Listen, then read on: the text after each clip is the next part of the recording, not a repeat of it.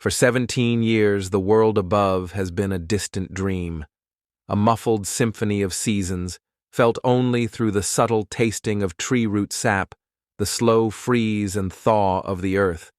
Down here, in the absolute blackness, time is measured not in days or years, but in the slow, patient rhythm of a biological clock, ticking down to a moment written into their very DNA. And now, that moment has arrived. The soil temperature has reached exactly 64 degrees Fahrenheit, a signal, broadcast through the very earth itself, a trigger, and one by one, in billions of burrows across a vast swath of the American heartland, the sleeping begin to stir. They are the nymphs of the periodical cicada, clumsy, six-legged creatures the color of dark earth, with formidable front claws made for digging. For their entire lives, their world has been a tunnel. Now, they begin to dig. Not down, but up. Clawing and scraping towards a world they have never seen, driven by an instinct older than the forests themselves. They break through the surface under the cover of darkness. The first sensation is not sight, but the cool, moist air of a spring night. They crawl, leaving their childhood burrows behind, seeking a vertical surface, a blade of grass, a plant stem, the rugged bark of a tree. They clamp on, and then something miraculous begins to happen. A split forms down the back of their juvenile shell. Slowly, laboriously, a new creature begins to emerge from the old, pale, soft, and vulnerable. It is a ghost of its former self, with crumpled, wet wings and a body the color of moonlight. This is the imago, the adult. For the next hour, it will cling to its empty shell, pumping fluid into its veins, expanding its wings, and waiting for its new exoskeleton to harden under the rising sun. By morning, it will be transformed.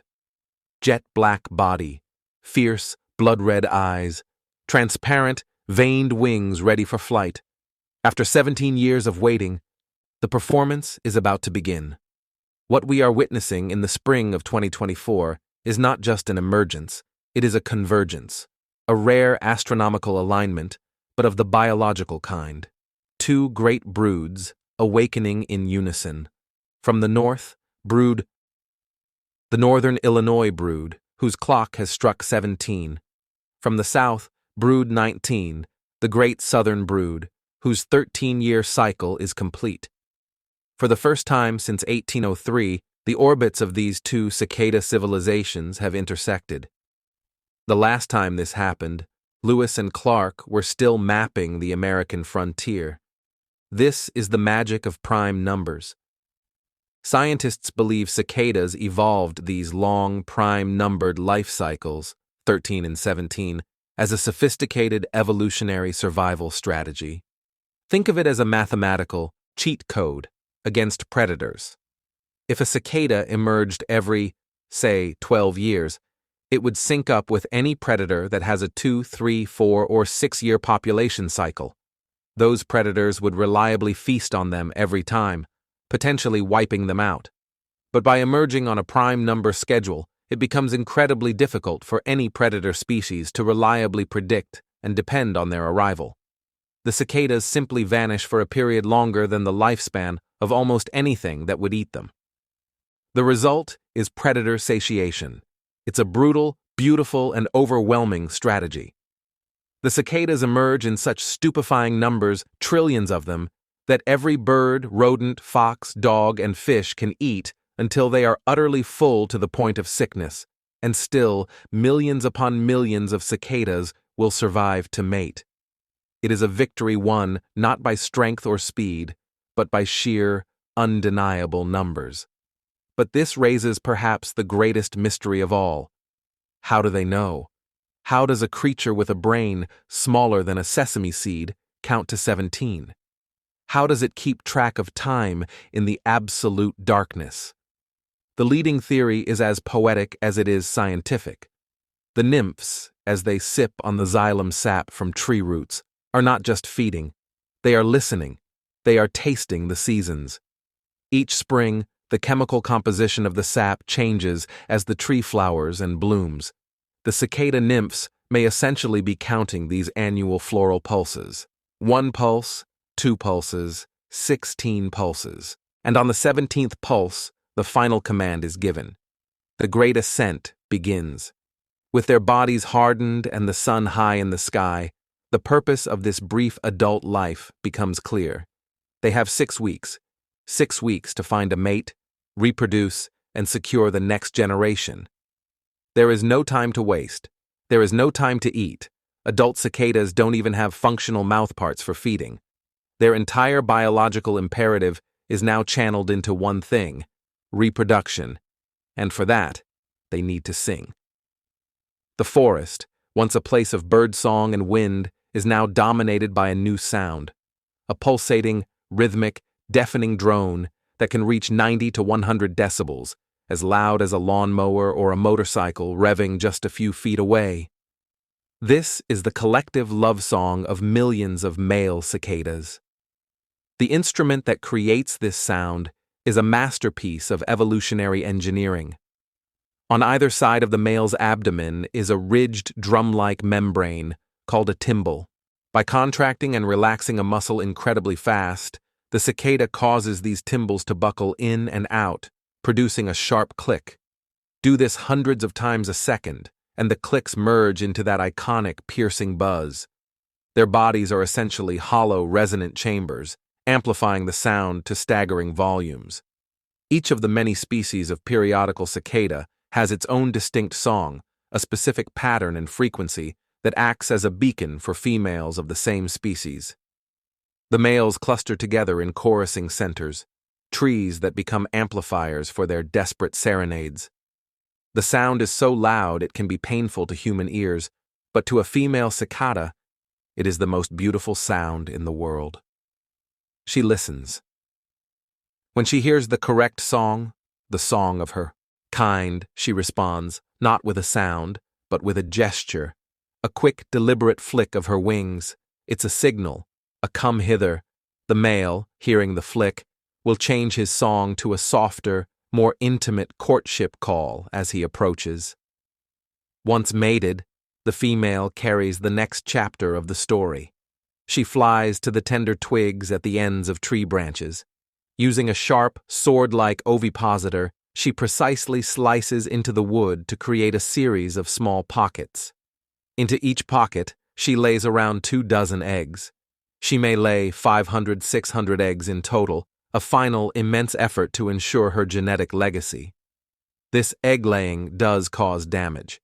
The tips of these branches, laden with eggs, often die and break off, a natural pruning process called flagging.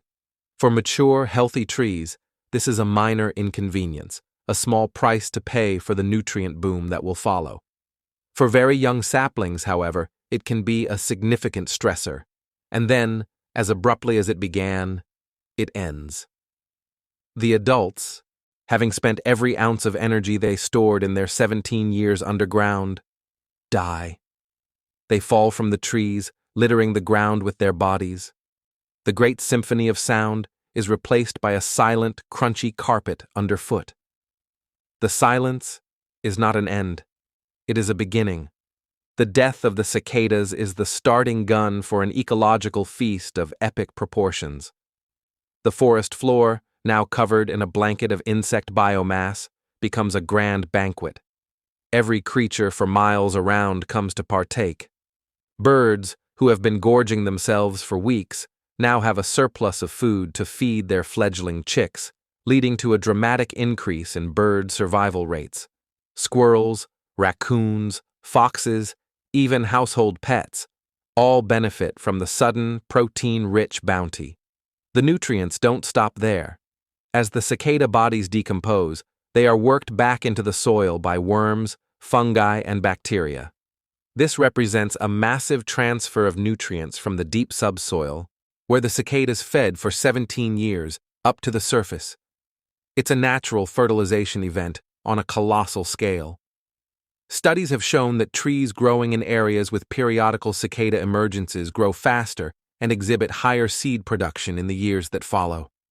The cicadas, in death, give back to the very trees that nurtured them in their youth. Meanwhile, high up in the trees, the next generation is preparing for its own journey. 6 to 8 weeks after the eggs were laid, the tiny twigs split open. Out emerge the ant-like nymphs, no bigger than a grain of rice. They are known as ant-sized nymphs, and their first act in life is one of incredible faith. They let go. They drop from the trees, a slow, raining hail of new life. The vast majority will perish, eaten by predators or landing on inhospitable ground. But a fortunate few will land on soft soil, and immediately, instinctively, they will dig. They will vanish from the world, descending into the darkness to begin their own 17-year vigil. The forest floor heals. The noise is a memory. The world moves on, utterly unaware of the trillions of tiny timekeepers now counting the seasons beneath its feet. There is something deeply humbling about the cicada's life cycle. It is a story of patience, of perfect timing, of existing on a scale of time that is almost incomprehensible to us. We live our lives in a blur of years, but the cicada measures its life in the grand, slow turning of the generations of trees. In a world that is increasingly fast, noisy, and immediate, the cicada is an anomaly. It is a creature that cannot be rushed.